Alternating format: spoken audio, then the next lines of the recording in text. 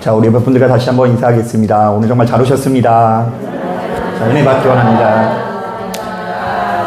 여러분, 오늘 반주 너무 잘하죠? 아이고, 얼마나 그냥 이쁘고 아름다운지. 저희 교회에 나오는 이 청년들도 그렇고, 어린 학생들도 그렇고, 늘상 이 작은 교회를 목회하는 목사 입장에서 미안한 마음을 가지고 있습니다. 그래서 우리 서연이한테도 항상 미안한 마음을 가지고 있는데, 반주에 부담까지 준 것 같아서 이 속상한 마음이 들기도 하는데요. 그럼에도 불구하고 감사한 것은 하나님께서 우리 서연이가 속한 가정을 붙들고 계신다라는 것을 믿습니다. 저는 이제 목회할수록 그게 보여요. 하나님께서 저 가정을 지키시고 보호하사 좋은 곳으로 인도하신다. 그것이 가장 큰 축복인 줄 믿고 앞으로 우리 서연이 나아가는 모든 발걸음 가운데 하나님께서 허락하신 크신 축복이 함께 하시기를 주님의 이름으로 축복합니다. 언젠가 저희 부모님을 모시고 이 삼길포 항에 가서 식사를 한 적이 있는데요. 제 식사를 하는 장소에서 우연히 태성이 또래의 아이를 만나게 되었습니다. 자, 그런데 그 아이가 갑자기 다가오더니 아이에게 말을 걸더라고요. 야, 너 핸드폰 있어? 자, 그런데 그때만 해도 저희 아이가 7살이어서 핸드폰이 없었거든요. 자, 그러니까 그 아이가 신이 나서 말을 합니다. 야, 내 핸드폰은 100만 원이 넘는 거야. 벌써 어깨에 힘이 확 들어갔어요. 자, 그리고 계속해서 우리 태성이에게 묻는 거예요. 야, 너 아빠 차가 뭐냐? 그러자 우리 아이가 포르테라고 답했는데요. 걔가 끝나자마자 그 말을 듣자마자 깜짝 놀랐어요. 왜냐하면 포르테를 포르쉐로 알아들은 거예요. 아빠가 굉장히 부자구나. 자, 그래서 이 아이가 지지 않기 위해서 이렇게 말합니다. 야, 우리 집은 외제차가 2대나 있어. 자, 저는 바로 이 아이의 모습을 보고 큰 충격에 빠졌는데요.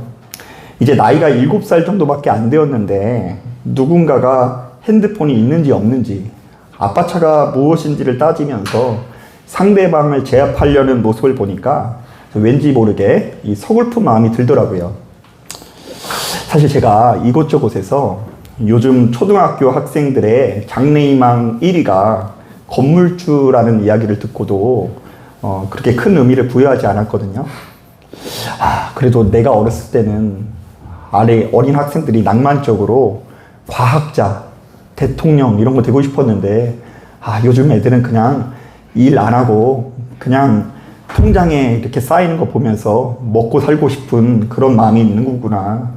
자, 그런데 이 아이를 보면서 이 세상에 흐르고 있는 바로 이러한 정서를 실감할 수 있었습니다. 자, 그런데 바로 이런 시대적인 분위기에서 예수 믿는 우리들도 한 번쯤 바로 이것을 고민해야 될 것 같습니다. 자, 한번 따라해 볼까요? 무엇이 잘 사는 인생인가?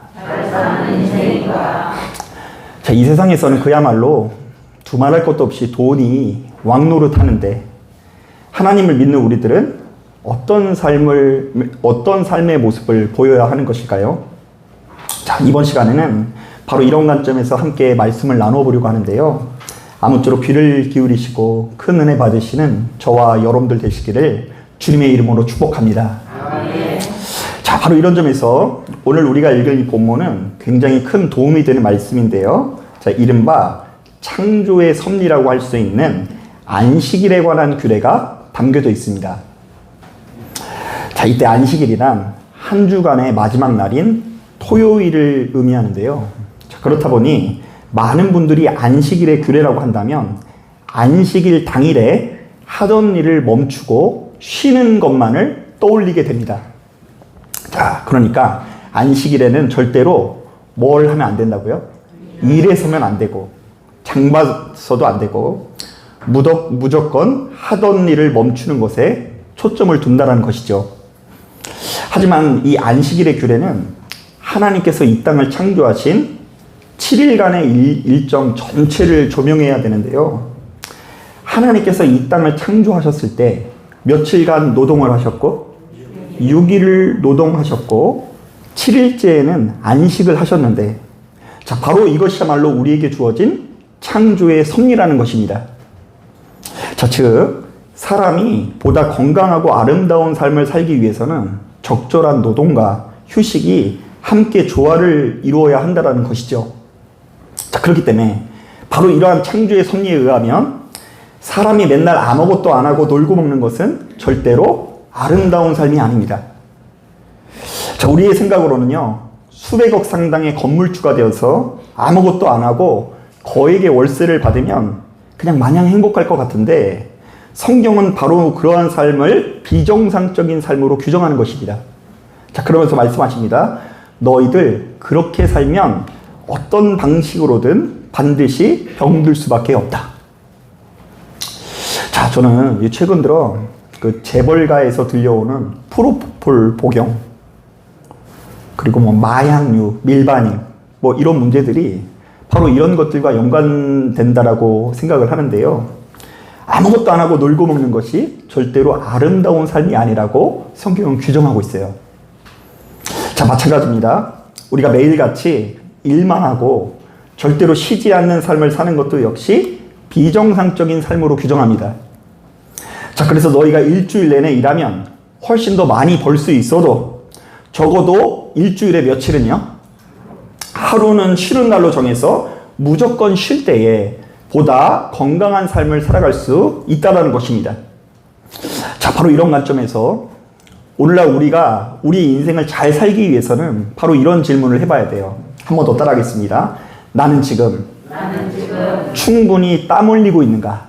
네, 땀 흘리지 않으면 병들게 돼 있어요. 한 번 더 따라하겠습니다. 나는 지금 적절히 휴식을 하며 사는가? 자, 분명히 말씀드리지만 땀 흘려 일하지 않는 삶에도 고통이 찾아오고 적절히 휴식을 하지 않는 삶도 반드시 고통이 찾아오기 마련입니다. 자, 이런 점에서 충분히 일하지 않는 자가 매번 안식만을 누리려 한다거나 적절히 안식하지 않은 채 끝없이 일만 하는 자는 모두가 다 똑같이 창조의 섭리에 어긋나는 범죄 중의 범죄라고 할 수 있는 것입니다. 자, 그런데 고대사에서는요, 지독한 휴식이 인간을 병들게 하기보다 지독한 노동이 인간을 병들게 하는 경우가 훨씬 더 많았는데요. 자, 우리가 출애굽기를 묵상해봐도 바로 이 같은 사실을 어렵지 않게 알 수 있어요. 자, 하나님께서 애굽에서 종노릇하는 이스라엘을 무엇 때문에 해방시켜 주시는 줄 아세요? 애굽의 바로 왕이 이스라엘 백성들에게 아주 지독한 노동을 시켰기 때문입니다. 자, 그래서 하나님께서는 이스라엘 백성들을 애굽에서 해방시켜 주시고는 그들에게 제일 먼저 안식일법을 제정하시는데요. 출애굽기 23장 12절을 보면 이렇게 말씀하십니다. 너는 엿새 동안에 내 일을 하고 일곱째 날에는 쉬라. 내 소와 나귀가 쉴 것이며 내 여종의 자식과 나그네가 숨을 돌리리라. 자, 우리 한번 따라해 보겠습니다. 사랑하는 아들과 딸아, 숨 좀 돌리고 살아라. 자, 그래서 바로 이것을 위해서 출애굽을 시키셨다는 거예요. 자, 그런데 오늘 우리가 읽은 본문을 보니까 레위기의 기자는 바로 이 안식일의 규례를 참 흥미롭게 기록하고 있는데요. 제가 평상시에 말씀을 전하면서 강조했던 것이 이 성경을 읽을 때는 동그라미의 위치를 염두하면서 읽는 것이 좋다고 했죠. 자, 이때 동그라미를 각설표라고 하는데요. 새로운 문맥의 시작을 의미하는 부호입니다. 자, 그런데 말씀 보세요. 23장 1절부터 3절은 이스라엘에서 가장 중요한 안식일에 관한 말씀인데 이 말씀이 어디서부터 어디까지를 한 문맥으로 묶어놨습니까? 22장 26절에서부터 시작되는 걸 볼 수 있죠. 자, 이것은 안식일이라는 율법을 이해하기 위해서는 반드시 26장 26절부터 23장 3절을 함께 고려해야 하면서 읽어야 된다는 사인이에요. 자, 그러면 우리가 바로 이런 관점에서 말씀을 몇 구절 읽어보려고 합니다. 자, 우리 22장 27절부터 28절 같이 한번 읽어볼게요. 안식일을 이해하기 위해서 이게 반드시 이해해야 돼요. 27절 28절 시작.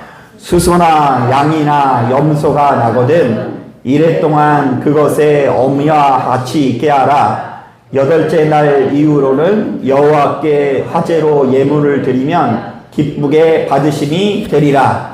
암소나 암양을 막론하고 어미와 새끼를 같은 날에 잡지 말지니라. 자, 저는 이 말씀을 읽고 깜짝 놀랐는데요. 자, 왜냐하면 지금 이 내용은 지금으로부터 3,500년 전에 아주 봉건적인 사회에서 쓰여진 내용이라고 하기에는 너무나 수준 높은 생명윤리가 담겨 있기 때문입니다. 뭐 사실 당시만 하더라도 동물이 아니라 이 노예가 마음에 들지 않아도 뭐 두들겨 패거나 죽이는 판에 그래도 생명이니까 어떤 동물이든 새끼를 낳으면 적어도 며칠간은 어미와 함께 하게 하라고요. 7일은 함께 하라고 하고요. 어미와 새끼를 함께 잡지 말고 따로 잡으라고 이렇게 배려하는 것이 놀랍게 느껴집니다. 자, 그런데 레위기의 기자는 안식일의 규례를 설명하면서 하필이면 그 말씀 바로 앞에 바로 이런 내용들을 기록하는 이유가 무엇일까요? 자, 아주 간단합니다. 우리가 안식일을 제대로 이해하기 위해서는 바로 이 규례에 담긴 사랑의 메시지를 읽어내는 것이 그 무엇보다 중요하다라는 것입니다. 자, 이스라엘 백성들아, 보아라. 하나님께서 이렇게 사랑이 많으신 분이시기 때문에 너희에게 안식일의 규례를 만들어 주신 것이다. 자, 여러분 잘 생각해 보세요. 어떤 부모든 간에 자신의 자녀가 잘 되길 바라는 마음을 가지고 있죠. 자, 그런데 부모 입장에서는 자녀를 지켜보는 가운데 그야말로 우라통이 터질 때가 참 많습니다. 자, 일단 이 녀석이 젊은 나이에 아무것도 안 하고 맨날 불량스러운 친구들과 어울려서 이렇게 띵가띵가 노는 모습을 보면요, 이 부모의 속에서 화가 막 치밀 수 있죠. 자, 그런데 반대로 이 자녀가 맨날 일을 하느라고 이 고생하는 모습을 봐도요, 그 모습이 별로 좋지 못하게 보일 수 있습니다. 자, 아들이 일찍부터 결혼을 해서 가장이 되다 보니까 자신의 가정을 건사하기 위해서 그야말로 죽자 살자 일을 하는 겁니다. 낮 시간에는 아주 고된 직장 생활을 하고요, 밤 시간에는 배달 알바를 하는 거예요. 자, 그래서 오랜만에 봤더니 이 어렵게 키운 아들이 얼굴이 반쪽이 되어 있어요. 자, 그럼 부모님이 이 아들에게 뭐라고 할까요? 얘야, 조금 더 열심히 일해서 엄마 호강 좀 시켜줘라, 뭐 이렇게 얘기해야 될까요? 자, 이렇게 말하면 정상이 아니죠. 그 부모가 정상적인 부모라면 이렇게 말해야 됩니다. 아들아, 일을 좀 작작해라. 그러다가 건강 상해. 건강이 상하면 아무 소용이 없는 거란다. 자, 여러분, 열심히 일하면서도 돈 벌고 있는 이 아들에게 부모가 왜 이렇게 이야기할까요? 부모는 돈보다 자신의 아들을 아끼고 사랑하기 때문에 자신의 건강을 상하면서까지 돈을 버는 것이 그다지 탐탁치 않은 것입니다. 자, 마찬가지입니다. 안식일의 규례를 마주하고 있는 우리들은 그 무엇보다 바로 이 규례에 담겨져 있는 하나님 아버지의 사랑에 집중할 수 있어야 됩니다. 사랑하는 아들아, 너에게 주어진 인생을 낭비하지 말아라. 너에게 주어진 바로 이 하루를 소중히 여기며 누구보다 성실히 6일 동안 땀 흘리며 살아라. 사랑하는 딸아, 너 맨날 그렇게 휘몰아치며 일만 하다가 살다가 너의 건강이 상하면 어떡하려고 그러니? 일도 좋지만 한 번쯤 푹 쉬고 잠도 푹 자고 숨 좀 돌리며 살아야 된다. 사랑하는 아들아, 저기 짐승들도 저렇게 귀한 모성의 사랑이 있는데 나는 너희들을 얼마나 사랑하겠느냐. 우리가 바로 이 안식일에 담겨져 있는 사랑의 메시지를 헤아려야 바로 이 안식일을 오해하지 않을 수 있어요. 이 안식일로 인해서 누군가를 그냥 못 잡아먹어서 안달이 나거나 이 안식일로 인해서 그 가정 가운데 전쟁이 벌어지는 일이 멈춰지는 것입니다. 여러분, 안식일을 위해 사람이 동원되는 거 아닙니다. 사람을 위해서 안식일을 제정하셨고 바로 이 안식일이 사람을 살리는 날인 것을 기억하시는 저와 여러분들이 되기 원합니다. 아멘. 자, 한번 따라해 볼까요? 안식일은 사람을 살리는 날이다. 사람을 살리는 날이다. 네. 그러니까 막 다 죽어가는 사람들을 살리는 날인 걸 기억하고 바로 이것을 가지고 권면을 할 때 아주 지혜 있는 메시지로 전할 수 있어야 되는 거예요. 그런가 하면 오늘 읽은 이 본문은 안식일의 규례를 철저히 성회에 두고 있는데요. 자, 우리 다 같이 23장 2절 3절 말씀을 함께 읽어보도록 하겠습니다. 시작. 이스라엘 자손에게 말하여 이르라. 이것이 나의 절기들이니 너희가 성회로 공포할 여호와의 절기들이니라. 엿새 동안은 일할 것이요 일곱째 날은 쉴 안식일이니 성회의 날이라. 너희는 아무 일도 하지 말라. 이는 너희가 거주하는 각 처에서 지킬 여호와의 안식일이니라. 자, 바로 이때 이 안식이라는 말은요, 성회라는 말은요, 거룩한 모임이라는 뜻인데요. 자, 이스라엘 백성들은 바로 이 성회를 통해서 크게 세 가지를 했다고 합니다. 자, 첫째, 하나님께 속죄 제사를 드리고, 자, 두 번째, 제사장들이 낭독하는 율법을 듣고, 세 번째, 하나님께서 자신들과 맺은 약속을 재확인했다고 합니다. 자, 그러니까 안식일은 뭐 하는 날이에요? 많은 분들이 그냥 하는 일을 멈추고 쉬는 날인 줄 아는데 그렇지 않습니다. 자, 이것은 분명히 쉬는 날이긴 하지만 영어로 봤을 때는 레스트가 아니라 리프레시 하는 날이에요. 자, 좀 더 구체적으로 말하면 레스트는 육체의 피곤을 해결하기 위해서 뭐 잠을 자거나 휴식을 취하는 행동을 의미한다고 한다면요, 리프레시는요, 생기의 회복이라는 의미가 있어요. 신선함의 회복. 자, 이른바 우리가 지난 한 주 동안 이 땅을 살면서 생긴 영적인 오염을 제거하고 세상의 권세와 물질이 아닌 전능하신 하나님을 의지하는 삶을 살기 위해서 다시금 마음을 다잡는 날이라는 의미가 있는 것입니다. 자, 사실 여러분, 안식일이 그저 우리의 육체적인 피로를 달래는 날이라고 한다면 굳이 교회가 아니라고 하더라도 상관이 없겠죠. 여러분, 일본에 있는 온천 관광을 가면 더 잘 쉴 수 있고요. 하와이 가면요, 그야말로 엄청난 이 피로 회복을 할 수 있습니다. 꼭 가본 사람처럼 얘기하죠. 안 가보고 얘기하는 거예요, 소문 듣고. 자, 그렇기 때문에요, 바로 육체적 쉬는 것을 안식으로 생각하시는 분들은요, 바로 이날 어디 가서 놀러 가서 충분히 쉬고 오는 것을 포기하고 교회에 오는 거예요. 이거 자체가 노동처럼 느껴질 수 있어요. 하지만 우리가 굳이 주일날을 마저 교회에 오는 것은 세상의 다른 어떤 즐거움을 누리는 것보다 하나님과 더불어 쉬는 것이 진짜 쉬는 것임을 깨달았기 때문입니다.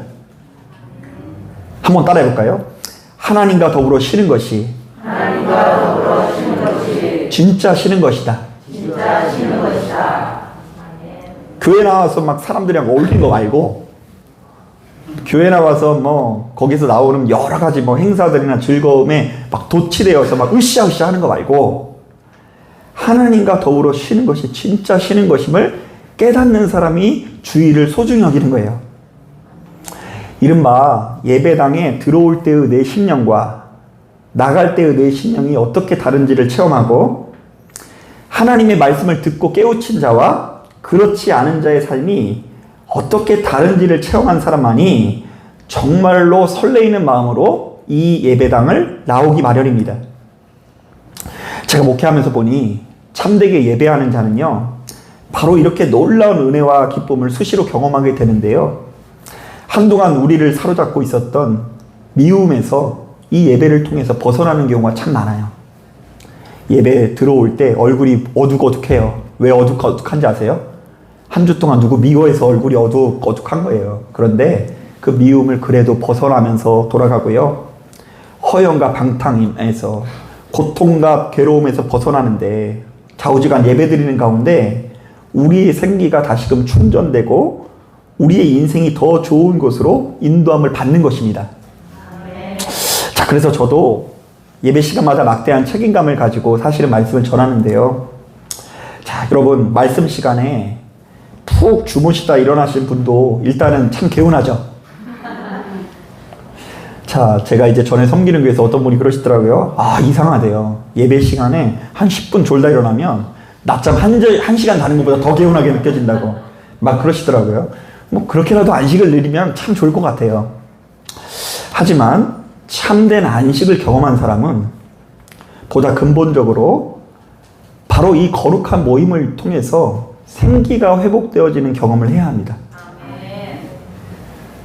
영적인 오염이 예배를 통해 제거되고, 나도 몰래 세상의 권세와 물질을 의지하던 우리들이 다시금 하나님을 붙들고 의지하는 역사를 누려야 하는 것입니다. 자, 저는 이런 점에서 그 누구보다 굳건한 예배주의자라고 할 수 있는데요. 이른바 예배의 수준이 신앙의 수준이라고 생각하는 사람입니다. 한번 따라해 볼까요? 예배의 수준이 신앙의 수준이다. 사람의 눈은 속일 수 있어도 하나님께서는 우리의 예배의 수준으로 우리의 신앙을 헤아린다고 생각해요. 매번 지루하게 예배를 드린 자는 아직 복음을 영접하지 못한 것이죠. 매번 기쁘고 즐겁게 예배를 드리는 자야말로 진짜 참 복음을 영접한 사람입니다. 자, 사랑하는 여러분, 바로 이런 관점에서 시간이 흐르면 흐를수록 참 예배자가 되어 우리에게 주어진 안식일이든 주일이든 수요일이든 금요일이든 간에 바로 그 중심에 거룩한 모임, 곧 예배가 자리 잡게 되시기를 주님의 이름으로 축복합니다. 아멘. 자, 말씀을 정리합니다. 자, 오늘 말씀을 여러분 어떤 말씀을 들었습니까? 어떤 말씀으로 들었습니까? 자, 아마도 얼핏 들었을 때는 안식일을 지켜야 한다, 뭐 이런 종류의 말로 들릴 것 같아요. 하지만 더 정확히는요, 무엇이 잘 사는 인생인가인데요.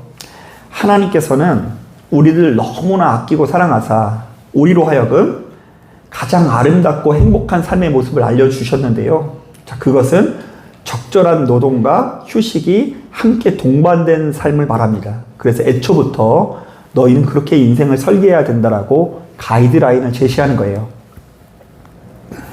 자, 노동은 그 자체로 위대하고 신성한 것이기 때문에 우리 모두는 땀 흘려 일하는 것이 순리이지만 그 누구도 하나님의 뜻을 거슬려 끝까지 일만 하고 살 수는 없는 노릇입니다. 자, 그러므로 하나님께서는 쉽사리 삶의 질서를 잃어버리기 쉬운 우리들에게 안식일의 규례를 제정해 주셨어요. 자, 이렇게 살아야 된다.